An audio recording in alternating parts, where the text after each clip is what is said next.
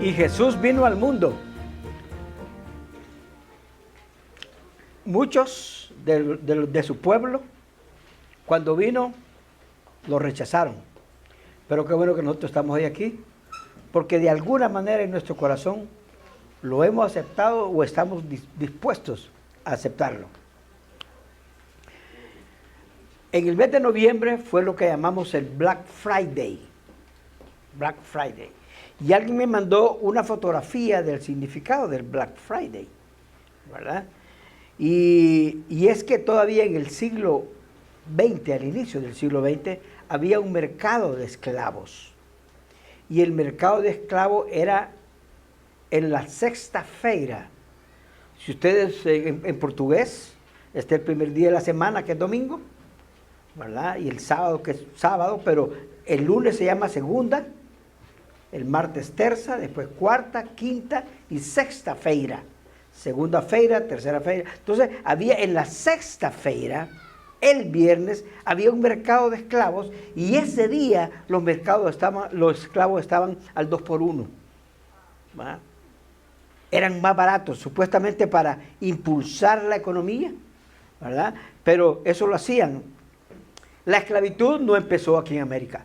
La esclavitud no comenzó con los ingleses, los franceses, los españoles o portugueses yendo al África a perseguir a los ciudadanos africanos para amarrarlos y mandarlos a América a trabajar, ya sea a Estados Unidos o a esta isla o al resto de las islas o a Brasil. No, la esclavitud no empezó ahí. La esclavitud empezó hace miles de años. Miles de años. Casi desde que existe la humanidad han habido esclavos.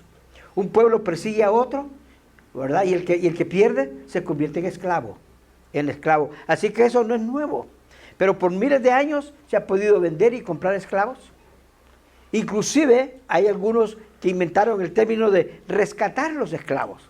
Alguien tenía un esclavo más o menos que le caía bien, pagaba por él, ¿verdad? Lo que fuera y lo soltaba, le daba libertad. Eso era rescatar el esclavo. Hoy pasamos cosas similares. Por ejemplo, yo sé que muchos de ustedes, tal vez, si no ustedes, conocen a alguien que ha ido a una casa de empeños o una compraventa. O han ido donde un usurero a que les preste dinero a cambio de algo. A cambio de algo. Y yo lo digo porque hay muchas personas que cuando tienen alguna necesidad, ¿verdad? O quieren irse de resort, agarran lo mejor que tienen en la casa, lo llevan a donde el usurero, donde la compraventa, lo dejan ahí, les dan un dinero y se lo van a gastar. Y eso normalmente son los pobres, ¿eh? Los ricos también lo hacen. Lo hacen para ir al casino, para ir a hacer cualquier cosa. Pero eso es común, pedir dinero prestado, ¿verdad? Y se queda el artículo ahí. Mucha gente lo hace. Mi mamá lo hizo muchas veces. Mi mamá lo hizo muchas veces con la escritura de la casa. Así que teníamos que correr a salvar la escritura, a rescatar la escritura de la casa. A mí me tocó hacerlo, ¿verdad? Hoy, ¿verdad? Sabemos que si alguien no rescata a tiempo algo, el de la casa se queda con él y después lo vende o hace lo que quiera. O hace lo que quiera, si no lo rescatas a tiempo. Hoy, en todos los países del mundo hay esclavitud, de diferentes tipos. Hay esclavitud. Aquí, entre nosotros, hay esclavitud, ¿verdad? Grupos que esclavizan a gente de su propia nación. No vamos a mencionar razas ni nada porque está de más, pero existe eso. Existe eso. Y todos nosotros somos esclavos de alguna manera o de algo. O de algo. Todos nosotros llevamos cadenas invisibles porque estamos atados con algo. Muchas de esos algos son pecado. Son pecado. Y esas cadenas hoy pueden ser rotas. Esas cadenas se pueden romper. Y si esas cadenas no las rompes, antes de pasar de esta vida a la otra, vas a pasar una eternidad totalmente separada de Dios. Así que hay que romperlas antes. Dios antes de la creación, sabía en qué condiciones estaríamos hoy y en qué condiciones estaría la gente desde el siglo I al siglo XXI en que estamos. Sabía cómo íbamos a estar. Así que Dios desde el inicio del mundo diseñó un plan para rescatarnos, para sacarnos de esa esclavitud, para redimirnos a todos aquellos que fuimos creados a su imagen y semejanza. Rescatar, como les decía, es liberar a una persona secuestrada o retenida contra su voluntad. Muchos hoy son esclavos de muchas cosas, contra su voluntad. Quisieran salir de eso, pero eso los tiene amarrados. Llámese vicio, llámense relaciones tóxicas, pero están amarrados. Redimir significa conseguir o comprar la libertad de una persona o sacarla de esclavitud mediante el pago de un precio. De nuevo, llevamos 21 siglos y la esclavitud continúa. Y muchos, si no toman decisiones concretas a cambiar estilos de vida, a cambiar relaciones, van camino al infierno. No les queda otra. Así que Dios lo sabía. Y Dios mandó un Salvador. Por eso es que estamos hablando hoy de eso. Y Jesús vino al mundo. Vino para rescatarnos. Vino para eso. Antes de continuar, quisiera que oráramos. Y ahí donde estás, me gustaría que oraras y le dijeras a Dios en tu corazón: Señor, yo quiero saber de qué me rescató Jesús. ¿Valía la pena que Él viniera a rescatarme, Señor? Tal vez nunca lo sabremos de este lado del cielo, sino del otro lado. Pero Dios sí mandó a su Hijo al mundo a rescatarlos. Y hoy los que estamos aquí vamos a aprender algo más de eso. De tal manera que podamos hacerlo nuestro, llevarlo en nuestro corazón e incluso compartirlo con otras personas. Dios, danos sabiduría a cada uno, que hoy podamos tener un corazón suave para tu palabra. Te lo pedimos en el nombre de Jesús. Amén. Vamos a leer un pasaje en el libro de Romanos que nos pone de manera bien clara ese plan de Dios para redimirnos, para rescatarnos. Y vamos a leer en Romanos 5. Romanos 5, en el verso 6 dice: cuando éramos totalmente incapaces de salvarnos, Cristo vino en el momento preciso y murió por nosotros, pecadores.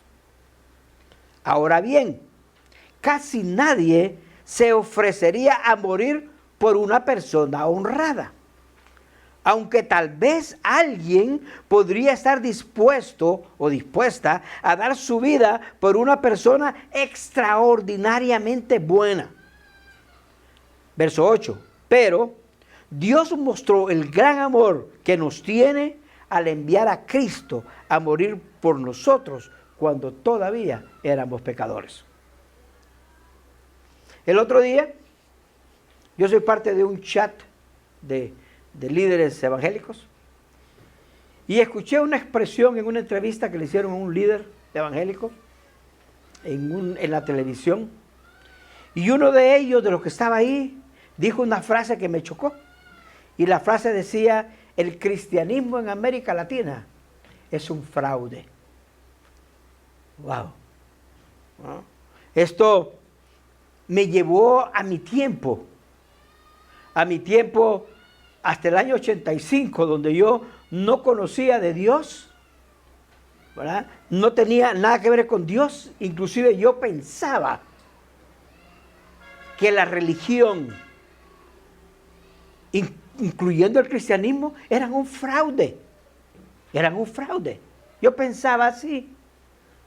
Incluso me llevó a recordar la Navidad del año 77. Fue mi primera Navidad ya casado. Me acuerdo que en aquel entonces el bono navideño o la regalía navideña la pagaban ya casi el 24. Así que fuimos con Sandra, recién casados, a comprar unos regalitos para los sobrinos y las sobrinas, ¿verdad? Yo no tenía muchas costumbres, pero Sandra sí. Así que fuimos ya tarde, ese día 24 en la noche. Y recuerdo que ahí la temperatura en esa época llegaba como a 12, 14 grados, frío, y cayendo una llovizna, una harina pesada que te calaba hasta los huesos, pero nosotros andábamos de tienda en tienda, aquellas que todavía estaban abiertas, para comprar algo. Le gustará, ya ese día uno encuentra solo lo que ya nadie quiere, ¿ah? Pero ahí andábamos, queriendo comprarlo. Pero en nuestro caminar con Sandra, vimos a un niño acostado en la acera, pegado a una tienda que ya estaba cerrada, y el niño estaba acostado sobre un colchón de periódicos y cubierto con otros periódicos. Estos niños le llamamos canillitas. Y estos durante todo el año compraban los periódicos, recuerdo, a 7 centavos para venderlos a 10. Pero ese día, la casa de periódico decidía regalárselos como su Navidad. Entonces iban a traer la misma cantidad de periódicos que compraban al diario para que los vendieran y pudieran hacerse unos centavos extras. Pero el 24 de diciembre nadie compra periódicos, nadie lee periódicos. Todo el mundo andaba como Sandra y como yo, ¿verdad? Comprando los últimos regalos. Nadie está pensando en quién ganó, quién perdió, nada. Recuerdo que lo vimos ahí y no pudimos evitar llorar. Y me puse a pensar ese día yo, ¿cómo yo le puedo decir a este niño tirado aquí, en lo que él pensaba que iba a ser su ganancia del año, durmiendo en periódicos, con este frío? Feliz Navidad. ¿Cómo puedo decirle feliz Navidad? De nuevo, en aquel entonces no éramos cristianos, no teníamos ningún respeto por Dios, inclusive llegamos a decir, Dios no existe, Dios no existe. Hoy cuando escucho esa expresión de que el cristianismo es un fraude en América Latina, y nos incluye a nosotros aquí en la isla, esta es mi opinión. El cristianismo en sí no es un fraude. El fraude está en aquellos que nos autodenominamos cristianos, pero no seguimos los pasos de Jesucristo. Me autodenomino cristiano, pero yo no hago lo que Jesucristo me mandó a que hiciera. ¿Ah? El cristiano verdadero, el cristianismo verdadero, el cristiano verdadero se esfuerza. No es perfecto, pero se esfuerza en cumplir por lo menos los 2 mandamientos que para Jesucristo eran los más importantes. Y él dijo que los 2 mandamientos más importantes, el número 1 era amar a Dios por sobre todas las cosas. Y el segundo, más importante, tan importante como el primero, que era similar al primero, amar a tu prójimo como a ti mismo.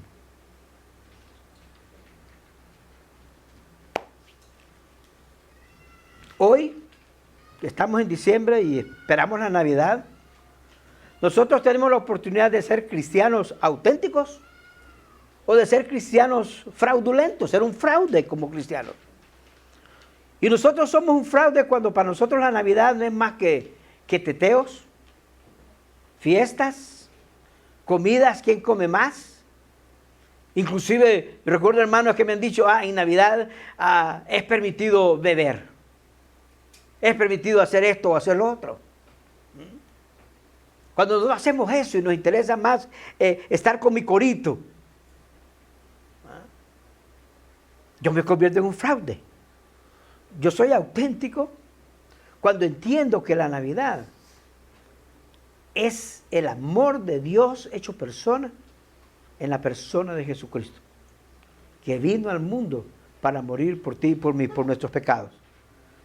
Dios nos amó de tal manera que mandó a su Hijo. Se despojó de su Hijo para que muriera por nosotros. Y lo que Dios hizo, no lo hizo porque nosotros fuéramos buena gente. No. Por nuestra buena manera de vivir. No. De ninguna manera. Dios lo hizo porque Él decidió amarnos. Él nos amó primero. Poniéndole un poco de más atención a los versos que leímos, vamos a ver el significado de la Navidad. En esos versos en Romanos, ahí está el significado de la Navidad. Número 1, la Navidad significa que Jesús vino a rescatarnos. Por la primera razón es porque somos totalmente incapaces nosotros de salvarnos. Totalmente, no livianamente, no medianamente, no casi, no. Somos totalmente incapaces. El verso 6 dice cuando éramos totalmente incapaces de salvarnos. Totalmente. Dice Cristo vino en el momento preciso, en el momento justo y murió por nosotros los pecadores. Vino en el tiempo preciso, en el tiempo correcto. Y si yo me pongo a pensar en cuál fue mi tiempo preciso, fue enero del año 86. Cuando Jesús vino a mi vida, si hubiera sido una semana más, solo una semana más, y mi camino hubiera sido totalmente diferente al de mi esposa y de mis hijos, no sé a dónde estarían. Pero Él vino en un momento preciso a salvarme de tantas cosas. No solamente para tener vida eterna, sino para salvar mi familia, mi esposa y mis hijos. Yo no sé cuándo fue el momento preciso de ustedes, pero yo te puedo decir, si te pones a pensar, estoy seguro que Dios llegó a tu vida en el momento preciso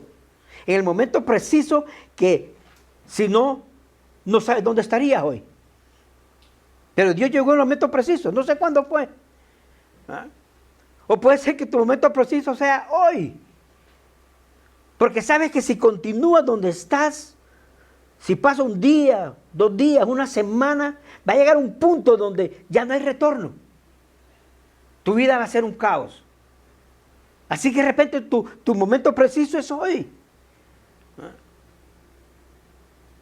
Tú y yo somos totalmente incapaces de salvarnos. Somos incapaces de salir del pecado en que estamos. El hombre o la mujer que dice, yo puedo dejar de beber cuando yo quiera. Conozco cientos. O yo puedo dejar esa droga en cualquier momento. Da lástima, pero no pueden. O yo puedo dejar de vivir en fornicación y me voy a casar con la mujer con la cual he estado viviendo. No lo han hecho. O decir, yo puedo dejar mi segunda base cuando quiera. La segunda base está ahí por cualquier cosa, pero la puedo dejar. No, sigues con ella o te buscas una tercera. O yo puedo dejar la lotería, dice mucho. Yo puedo dejar de comprar números. Pero pasas de frente a la banca y no te puedes. Tienes que detenerte y tienes que entrar. Esas personas se engañan a sí mismos. ¿Ah? Como se engaña a sí mismo aquel que dice, no, yo no soy pecador. Yo no peco tanto. Yo no soy tan malo. ¿Ah? Así que yo no necesito a nadie para no ir al infierno. Romanos 3, en el verso 10 dice, como dicen las Escrituras, este es Pablo hablándolo, a la iglesia. Y dice, como dicen las Escrituras, o sea, no es algo que Pablo se inventó, ya estaba ahí de hace cientos y cientos de años. Dice, como dicen las Escrituras, no hay ni un solo justo, no hay uno, ni siquiera uno. Nadie es realmente, nadie es realmente sabio, nadie busca a Dios. Dice el verso 12, todos se desviaron, todos se desviaron, todos se volvieron inútiles. No hay ni uno que haga lo bueno, ni uno solo. No hay uno. Piensa en la mejor persona que conoces. Piensa en aquella persona que dice, esta sí. ¿Puede ser tu mamá? No. ¿Puede ser tu papá? Dios dice, no. Puede ser la Madre Teresa, dirían algunos. Tampoco. El Papa. El pastor. No, ninguno. Ninguno. Todos somos incapaces. Pero tan incapaces inclusive de ver, de analizar, de darnos cuenta cómo estamos de mal.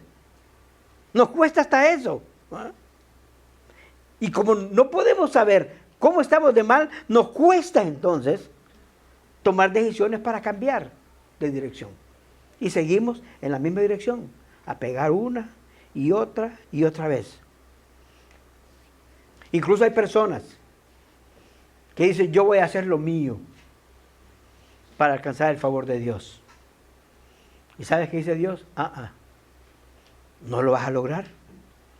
Ustedes y yo no podemos de ninguna manera evitar, detener lo inevitable.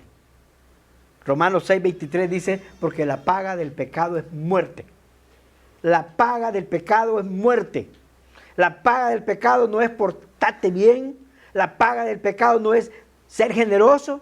La paga del pecado no es venir a las reuniones todos los domingos. La paga del pecado es muerte. Muerte. No importa lo que hagamos, nadie, ninguno de nosotros lo puede detener. Somos culpables de pecado y tenemos que pagarlo. Entonces, debido a esa total incapacidad, somos incapaces de evitar el infierno, Dios envió a su Hijo al mundo. Dios envió a su Hijo al mundo. Y esto nos trae a la segunda razón, ¿verdad? Porque vino a rescatarnos. ¿Qué hizo Jesús? Hizo algo que nadie podía hacer, solo Él. Entregar su vida en sacrificio. Alguien tiene que morir. La paga del pecado es muerte. Alguien tiene que morir. O mueres tú, o mueres alguien por ti. ¿Ah? Mira cómo dice Romanos 5, el verso 7. Ahora bien, casi nadie, por no decir todos, se ofrecería a morir por una persona honrada. Casi nadie. Aunque tal vez, alguien podría estar dispuesto o dispuesta a dar su vida por una persona extraordinariamente buena. Verso 8, pero Dios mostró el amor que nos tiene al enviar a Cristo a morir por nosotros. No cuando ya éramos buenos, cuando aún éramos pecadores.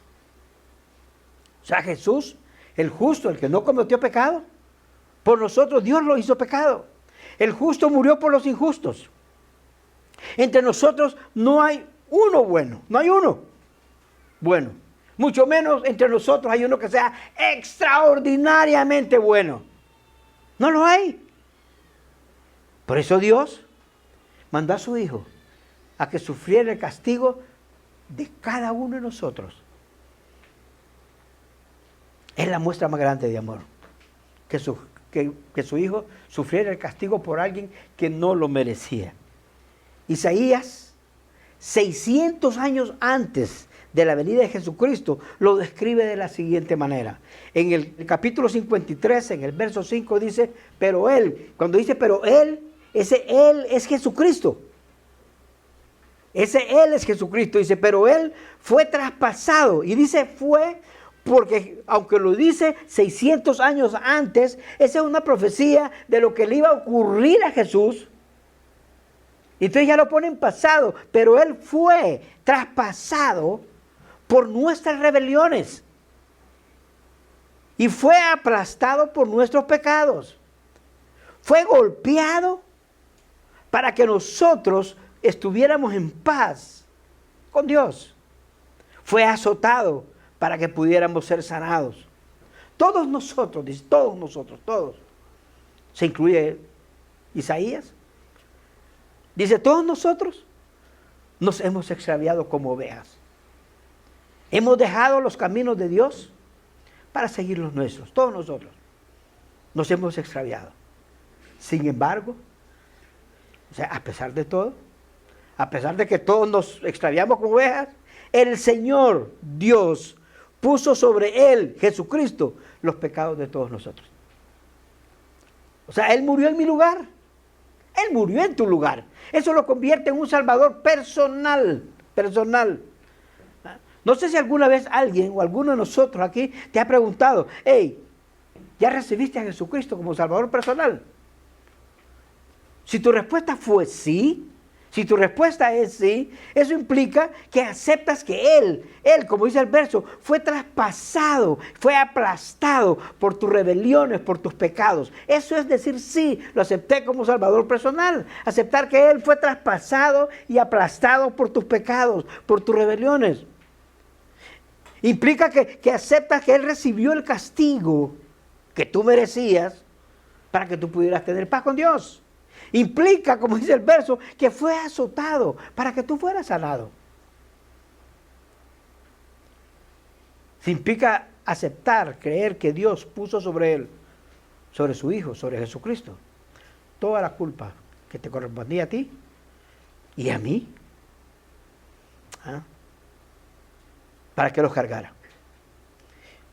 El plan de Dios es único. No hay dos planes, no hay plan B. Este es el único plan de Dios, no hay otro plan. No hay otro Mesías, no hay nada más que pueda hacer. Este es el plan A y no hay plan B, este es el plan de Dios. El problema muchas veces con nosotros es que nos cuesta inclusive vernos como pecadores, porque no soy tan malo como aquel que está en la victoria, en la cárcel de la victoria. La diferencia entre los que están en la cárcel de la victoria y nosotros es que a nosotros no nos han cogido todavía haciendo lo malo. Es la única diferencia. Es la única diferencia. Nos cuesta vernos como pecadores, como enemigos de Dios. Pero eso es lo que ustedes y yo somos antes de recibir a Jesucristo. Enemigos de Dios. Mira 1 Corintios, en el capítulo 6, verso 9 dice, ¿no se dan cuenta? Tengo una pregunta. ¿No se dan cuenta de que los que hacen lo malo no heredarán el reino de Dios? ¿No se dan cuenta? Dice, no se engañen a sí mismos. Los que se entregan al pecado sexual, o rinden culto a ídolos, o cometen adulterio, o son prostitutos, o practican la homosexualidad. Verso 10, o son ladrones, o ávaros, o borrachos, o insultan o estafan a la gente. Ninguno de estos heredará el reino de Dios. O sea, nuestra inmoralidad, nuestra vida sexual inmoral, fuera de las normas de Dios, ya sea con una mujer que no es mi esposa, con un hombre que no es tu esposo, con otra mujer fuera del matrimonio, o con otro hombre o con otra mujer, ustedes mujeres, eso es homosexualidad. Todo eso nos cierra las puertas del reino. Gracias, Leo. Y dice que también las borracheras. ¡Ey! Sumemos ahí. O sea, los chupes. Nos cierran las puertas del reino. No. Además es Navidad. Robar. O sea, coger lo que no es tuyo, lo ajeno. Nos cierran las puertas del reino. Insultar a las personas. Insultar a las personas. Wow.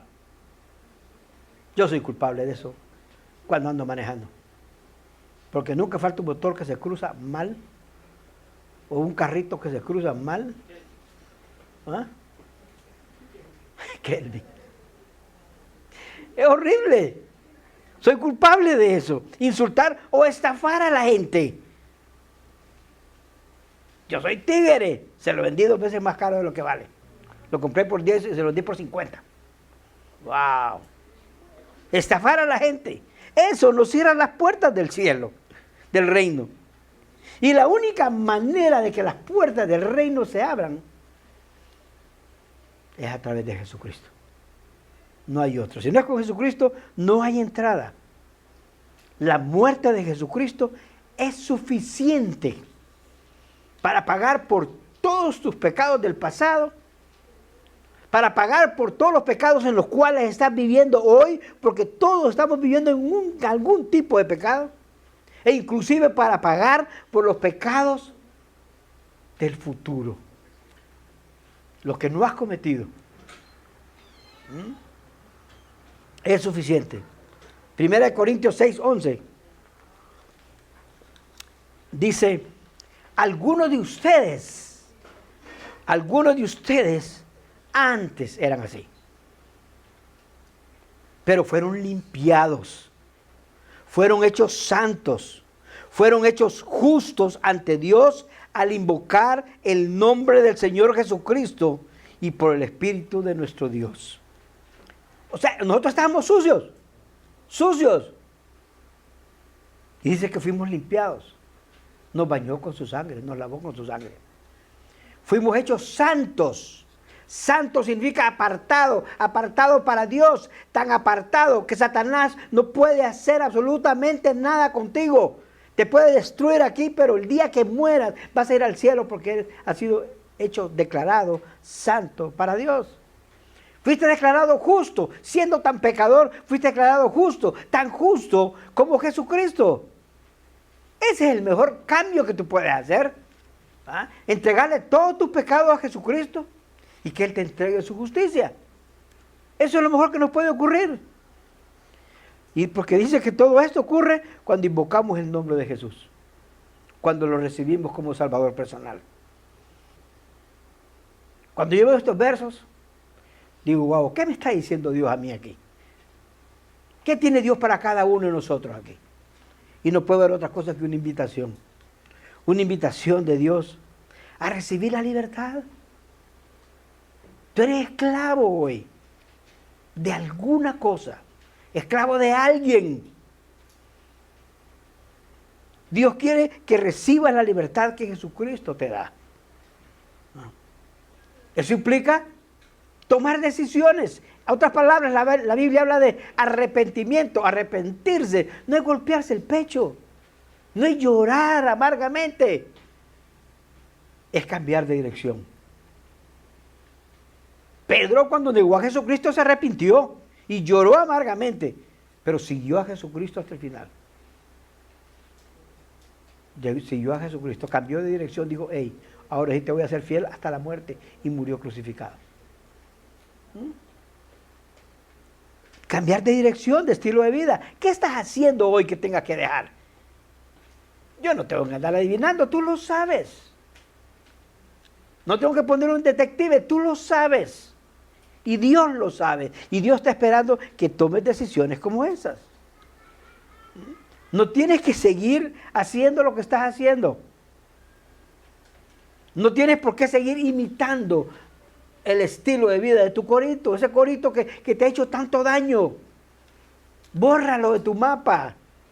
Sácalo de tus contactos. Bloquéalos porque no te sirven para nada. Dios te dice, acepta la libertad. Dios quiere que seas libre. Y para ser libre, solo recibiendo a Jesucristo. Piensa, si no lo has hecho, hoy es tu día. Hoy puede ser tu Navidad.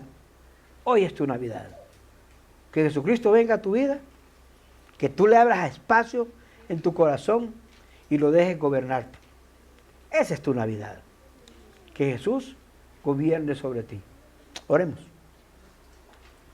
Dios, wow, realidad que tu muerte en la cruz tiene tanto significado, Señor. Tu venida al mundo, ¿sí?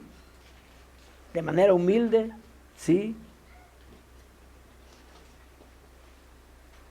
Pero tu muerte en la cruz, Señor, es la que nos da la salvación cuando ponemos nuestra fe en ti.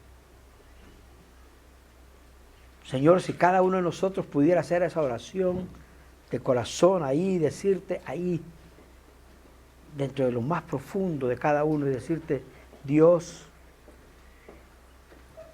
gracias por haber mandado a Jesucristo, no solo a nacer, pero a morir, también a morir de manera desastrosa para pagar por mis pecados, a morir por mí. Dios, yo creo eso hoy. Lo creo Acepto su muerte en la cruz como el pago por todos mis pecados. Y creo que tú me declaras en este preciso momento limpio, santo, justo.